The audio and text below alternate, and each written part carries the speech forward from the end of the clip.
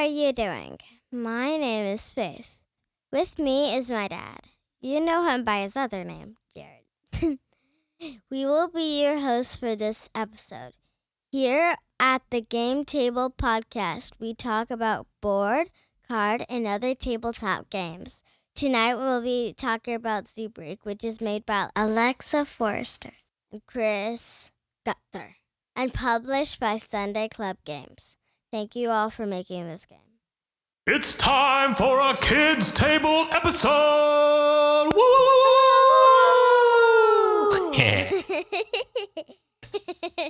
Nice. Well, hey, Faith, how's it going? Good! Are you so excited to be here? Yeah! Nice. All right, so tonight we're going to be talking about the game Zoo Break. That is so exciting. It's my favorite game. We really like Zoo Break a lot, don't we? Yeah. So let me go ahead. I'm going to talk about Zoo Break for just a minute, and then I have several questions for you, okay? Okay. All right. Zoo Break is a 2 to 5 player cooperative game where all players are working together to try and get those pesky zoo animals that have escaped and are trying to get out of the zoo. As zookeepers, it is your goal to work together to get the animals back in their enclosures and lock the gates before too many of them exit the zoo. There are a variety of animals that need to be recovered. We have tigers, elephants, snakes, meerkats, a form of monkeys that I don't remember the exact name of. Do you remember? Chipmunks? I'm pretty sure. Chipmunks? They're not chipmunks. Capuchins. Capuchins, that's what I meant to say. Yeah, capuchins. Good job, chipmunks. That's so silly. It would be really hard to collect chipmunks. Why? Because they're like really scurry and they'll bite your face. We have to lock up some snakes and a rhinoceros. Woo! Rhino charge! That's the thing that happens in this game. Very nice. So in this game, it's pretty simple. The way it works is you take your turn, starting with rolling what we call an action die. Yeah. That is numbered 5 through 10. Yeah. That determines how many actions you can take on a turn.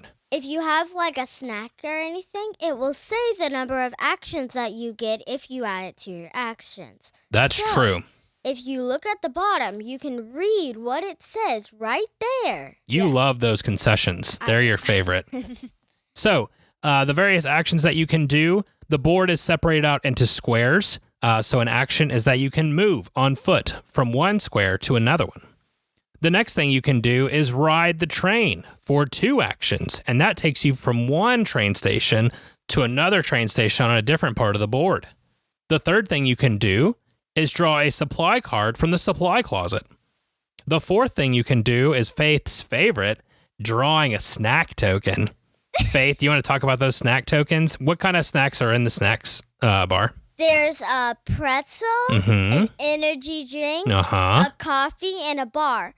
All of them will basically say 4 actions. Some of them are less actions, right? So you might get one that's 2 actions or 3 actions or 4 actions. But if you get a really good one, you may get 5 actions. But that's only the people that are very lucky. Wow, I think that's a different game that you might have made up on your own. No, it isn't. Now, Faith, which of those snacks is your favorite to actually taste in real life? I'd say a bar. You like the chocolate bar? That makes sense. You can trade supplies or snacks with another Yes, you can if you character. are in the same square. That's right. Yes, so that means that multiple zookeepers can be on the same square, right? Yeah. Yeah. Everybody playing the game can be on the same square and just be trading. Perfect. The next thing we can do is place or remove the barricade. Do you remember the barricade? Oh, yeah. Because we use that to put a block in the way so that animals can't get out of the zoo as fast. I remember last time where I stuck it between the hedges. Yeah. So they had to go around. That really helped us. That was really good. You can also spend a number of actions to capture animals. And so the different animals will have a different number of actions required to capture them. And you will also need to have a certain type of equipment, which you get from the supply closet to be able to capture certain animals. Or from a trader. Yeah, you could trade with somebody else. That's true. The last thing you can do for 3 actions, here you go, Faith.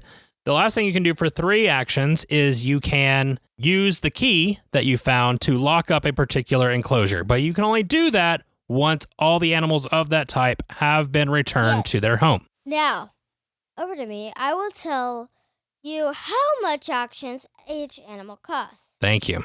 I'm going to start with the rhino. You cannot capture it, but you can trap it in its enclosure when it's rhino charged. My dad or me will tell you about that later. Anyway, back to this. You have to lock it up with 3 actions. Now back to the top. The meerkat you can only capture with a net. A net you can get at the supplies place or trading. A capuchin you also have to capture with a net, but it costs 2 actions. You capture a panda with a leash.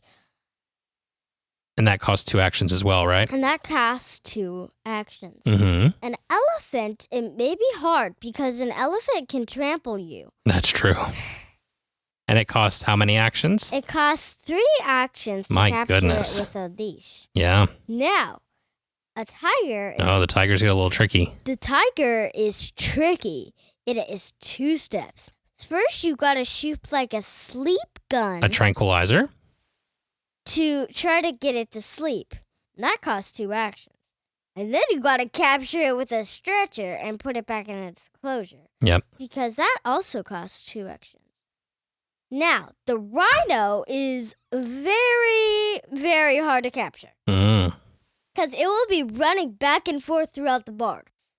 Yeah, so it stays at the front of the zoo. It's not trying to escape. It's just trying to plow over everything in its path, right? Yeah. So, if you get trampled, you have to go to the emergency center. Yeah, that's no good. Yeah. Anyway, you have to trap it in its enclosure and lock it up, which is 3 actions. Now, a snake is also 2 steps, but it is very, very tricky. It is. A snake, you got to flip the snake tile token, and if it's a poisonous snake and you don't have anything else to kill it, No, you mean capture it. Capture it, then you go to the hospital. What's the other kind of snake that could be there? And there's another kind of snake that could just sit there, and it isn't poisonous, and you won't have to go. Yeah, and so either way, after you flip the snake over from it being face down, then it will tell you on the token how many actions that snake requires to have it be taken back to its enclosure, correct? Yes. Now, you have to capture it with tongs, and that costs 1 to 3 actions. Yeah, that's what we were talking about, where it depends on which kind of snake flips over. Thanks, Faith. That was great. So, yeah, so you finished spending all of your actions, moving, capturing animals, getting supplies, going to the snack bar, as Faith likes to do, things like that. Once you have finished as many actions as you can or want to take on your turn, then the board moves. So you'll flip over a card to show animals that have broken out of their enclosure. And then you will flip over a card that determines which animals move. Now, there is a card called Rhino Charge. That means the rhino will run from its enclosure all the way to the other side of the board. And what happens if you're stuck in that row? You get trampled unless you are black. I imagine well, we're going to get to that because there's different kinds of zookeepers. Yes. So, so that's how the board turn goes. So after you've finished all 4 of those steps, you'll pass the die to the next person, and then they get to go. Now, about the zookeepers. Yes, let's talk about that. So, Faith, there are 5 different types of zookeepers. I'm going to read them off to you, and then I would love to know which one is your favorite. So the green zookeeper is the gardener, who can walk through or stand in the shrubs. Which means it will be safe, even if it's a rhino charge, because nobody can go, non-zookeepers nor animals can go in the shrubs except for green. Yeah, and it makes it so you can go through the area faster to get to the other side to get to an animal. The red zookeeper is the track star. It can jump over a space. It can leap over barricades, and it can move 2 spaces instead of 1. So it's really fast. The next one is the yellow zookeeper called the Lucky Duck. You can re-roll the die once. 2 times, actually, 2 remember? times. Yeah. You can re-roll the die 2 times. So even if you get a really bad number, you could re-roll it, right? Yeah. Yeah. Pretty cool, eh? I think it's excellent. Next is the black zookeeper, which is referred to as the black belt. Because it cannot get hurt, even if it's standing right in the middle of a rhino charge. That's right. And then the blue zookeeper is called the angler.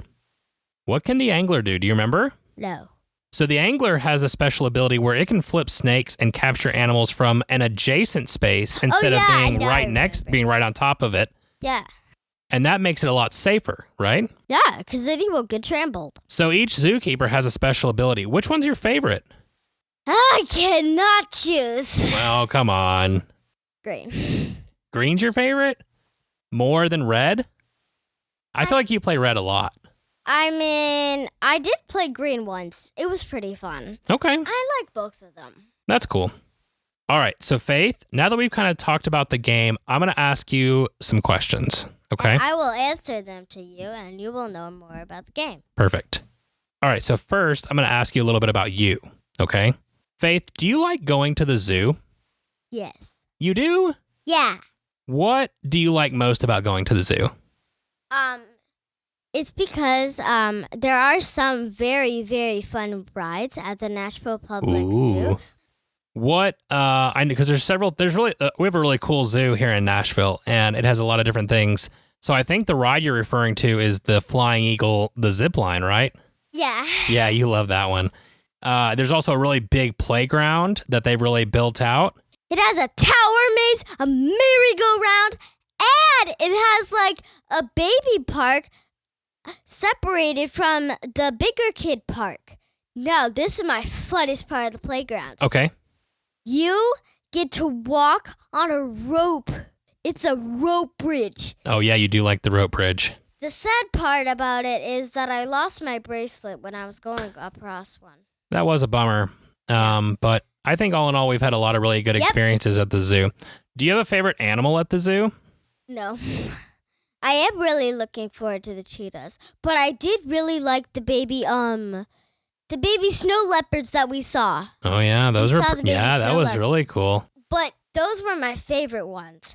The other ones that were pretty cool is they say, "Come see the dragons." So they're basically lizards. They're not dragons. Yeah, the Komodo dragons. They're Komodo dragons. Do you like it when they bring out the flamingos in the area where the people walk? Yeah, I love that. But you want to know the funniest part I love? What's the funniest part? We went over to the Komodo dragons when we went with Josie, and we smelled it, and we were like, "Ew, that tastes gross! That smells gross!" And then we run away, and then go back, run away, run right. That was the funniest part of it. That's really funny. All right, so Faith, I have one more question about the zoo. What? Would you enjoy being a zookeeper? Someone who takes care of the animals? Of course! You would? Yeah. Which animal would you want to take care of? I'd take care of the snow leopards. Or the cheetahs that are coming? They're called snow leopards. No, I know. You saw the baby snow leopards, but you mentioned the cheetahs too. Yeah, the snow leopards were so cute. I'm glad you liked those. I wish I could have been there that day, but I'm glad you guys got to see them. All right, so Faith, about this game. So it is a cooperative game instead of competing against one another. And we played both. So we played games like Zoo Break or Quest for the Moonstone, which are games that work together. And My Little Scythe. Well, My Little Scythe and Lorcana, the Disney game. What's Lorcana? That's the Disney card game that I showed you. Oh, yeah. Those are competitive games. Oh. So do you like the cooperative game better or the competitive game? I don't know. You like them both? Uh-huh. Because they both have different things that they do. Yeah. Okay.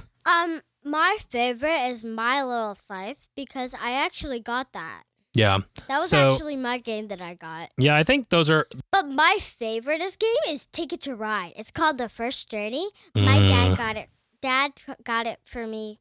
You have a lot of favorite games, which is great. Yeah. All right, what do you enjoy most about playing Zoo Break? Hey folks, this is Jared in the editing room.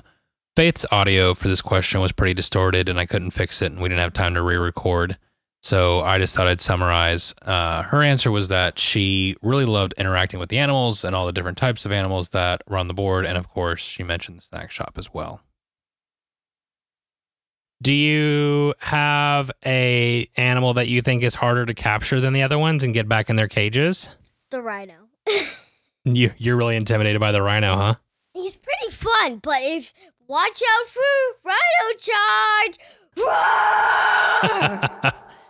I think that the tigers are really hard because if even one tiger gets out, we lose the game. And they are so hard to get back in their enclosure. But they can't move after they're asleep. That's true, but remember, some cards wake up the tigers. I hate those cards. Yeah, that's really scary, isn't it? All right. My next question. Remember the scaredy cat. That's true Scaredy too. cat. Yeah, that's a good point. So the game has a really thick deck, and it has the ability to where you can make the game easier or harder depending on your skill level.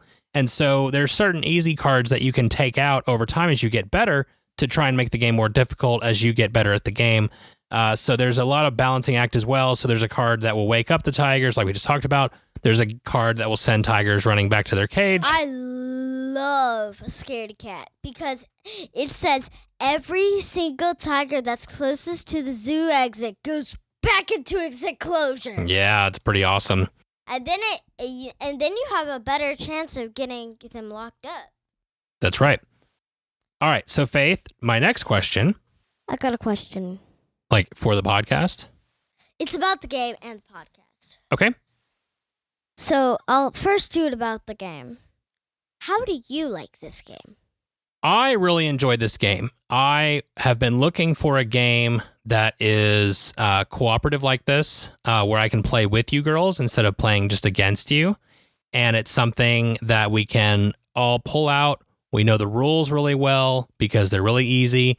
So it's really easy to dive right in, play, feel like we're actually playing a game that has a good amount of substance to it. And then where everybody has a good time. I really enjoy it. I like the variety in the number of actions you get each turn and not knowing which cards are going to get flipped and the different type of zookeepers. I think all of that's really great. About the podcast. Okay. Is it like going to be like a video? Like how is this going to work? It's just going to be something that people listen to. So you like post it online?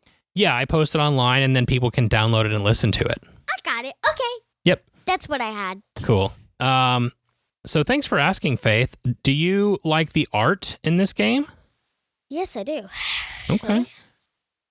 You okay? I love how they designed the animals to look like real ones. Like Yeah. So, well, you can just talk about it. So the tigers, I like how they did like the little spikes for the stripes. I love how they did that. And for the elephants, it feels like they're so real. The best part I love is the pandas. The pandas look like they're about to burst out of the bag and come bounding in the house. Either way, I really like the art. I love how they use like so much life. Yeah, that's a good point. So they're not all. So there's the snakes are just tokens. Yeah. But all the other animals are actually minifigure animals that you actually set up and have real good wooden feel to them. No, what I'm saying is like I love the art. You like the art on them. Yes, Yeah. That's what I'm saying. No, I think that's great. I love how they use like so realistic. Mm-hmm. I think so. I agree with you, and I'm just adding on to it with liking the miniature part as well. So also the zookeepers are meeples as well. Uh-huh. And then everybody has a really helpful sheet to be able to keep up with their stuff as far as the individual zookeeper. What I love about it is that there's a board for each zookeeper. Yeah, that's really helpful, isn't it? Yeah. All right. So I think we've answered this question, but I'm going to ask it anyways. Do you think that this game is fun? Yes. Do you think that it's fun even after you've played it a lot? Yes, it does actually. You still think it's fun after that? even if you played it like 300 times, I don't think we haven't done that, but we could try. you could. I don't think you could even get bored of it. It's the funnest game ever. It is a lot of fun, and it has a lot of variability because things change every single time. Yes. We've had a lot of fun with it. We've never really gotten bored with it. And so, yeah, I'm glad that you like it. And do you think this game is hard? It can be hard once you get older. Then when you start taking out the easy cards, you huh? start taking out the easy cards, and then it turns harder. Like you get more Rhino Charge cards and less of the easy stuff, like the few where nothing happens. Yeah. Yeah. That's basically how hard the game is. That's basically how hard the game is that it's just as you get older, it gets tougher and tougher until when you're grown up, you have to like take out all the easy cards and you have to have all the hard ones and work through it with all the hard ones. Have you ever lost this game? Yes. Yeah, we win a good amount of times, don't we? Yeah. But there is still some times where we end up losing because of the way the cards flip. Yeah. So, also sometimes somebody just wants to hang out at the snack bar all day. Hey, just kidding. You're telling on me. Do you think that your sisters enjoy this game? Yeah. Okay. So your sisters are Joy, who's 5, and Hopi is 3. So Hopi just kind of plays around while we play, but Joy does a pretty good job of getting involved, you think? Yeah. Awesome. All right, last question. Faith, would you recommend this game to a friend? Yes, I would actually. Okay. Do you think that your friends would enjoy it? Yeah, especially my math games teacher. I thought I have a tutorial that I go through. Mm-hmm. As you know, I am doing school. I am 7 years old. What grade are you in? 2nd grade. Awesome. Now, back to the game. I think she would really love it because it's full of math. And like how many actions you have left, full of math. Yeah, and figuring out the most efficient way of doing it. And then it's just games. Like you have to do math with the games. I like the connection you're making here. It's very good. Yeah. Perfect. Well, Faith, do you have any other thoughts? No, but I do have some questions for you. Okay, ask me some questions.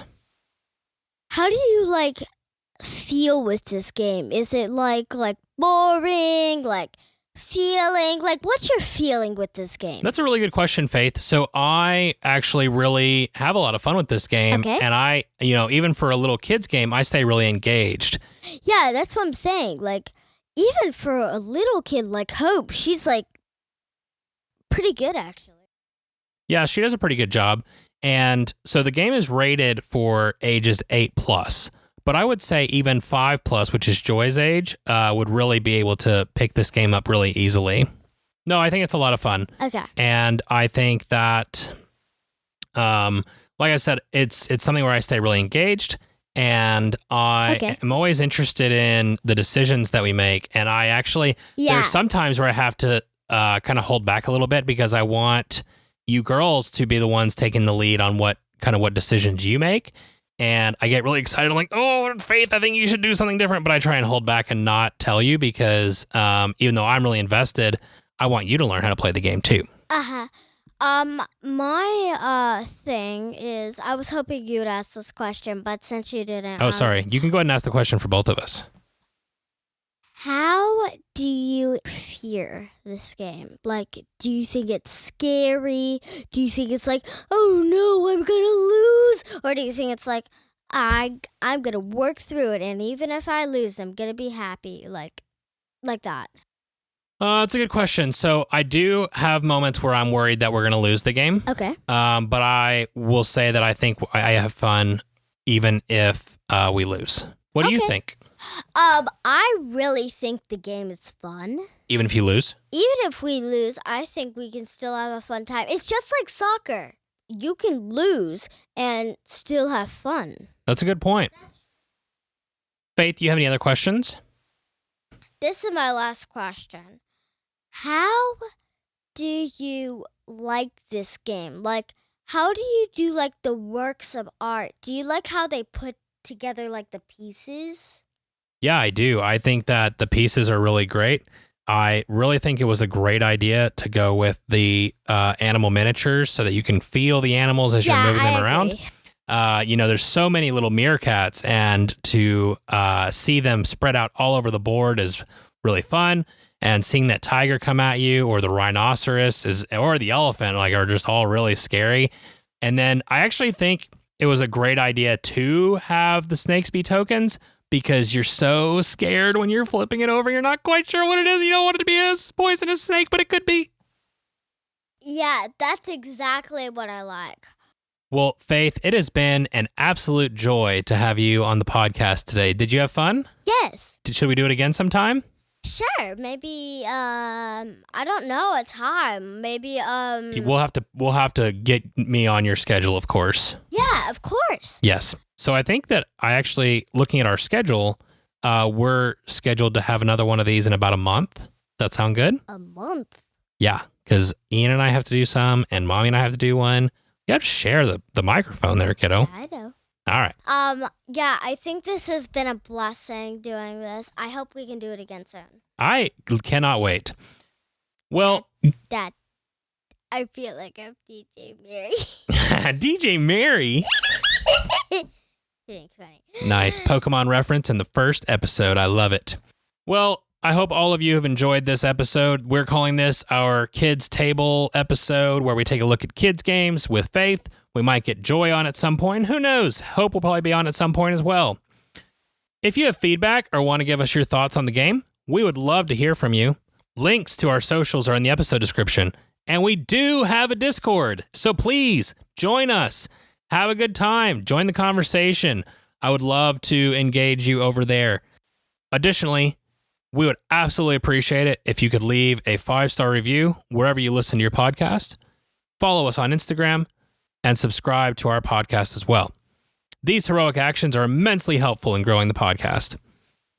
Special thanks to Angie Santiago for our cover art, and to Anna Snyder, who made the music. Join us next time as Ian and I discuss the dead of winter. In the meantime, may your dice rolls and your card draws be blessed, and your experiences at the table be ones to remember forever. Bye. Good job, kiddo.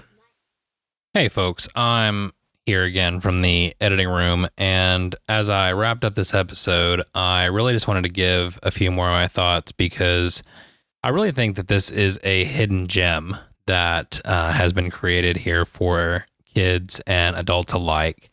So Zoo Break has been in our family for a little while. It was one of the earlier experiments that we tried, and it was kind of I just happened to stumble across it on the internet one day, and there were a lot of good reviews, and so I kind of did a blind buy, and I'm so happy that I did. And so I just wanted to go ahead and say that. The publisher is Sunday Club Games, and I don't believe that they have a lot of games. Looking at it online here, Zoo Break is the only listing that they have on Board Game Geek, but it is a real gem. If you are into Pandemic or Flashpoint or any other of those lighter cooperative games, this is a perfect way to get your kids involved in something like that.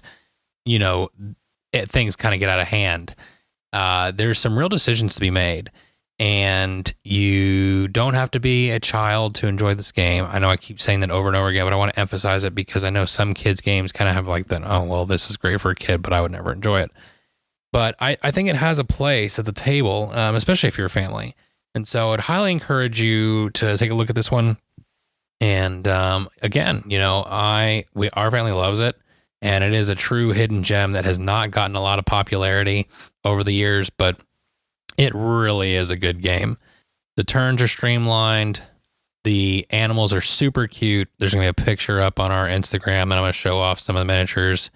The actions are super simple, and at the same time, there is a lot of choice.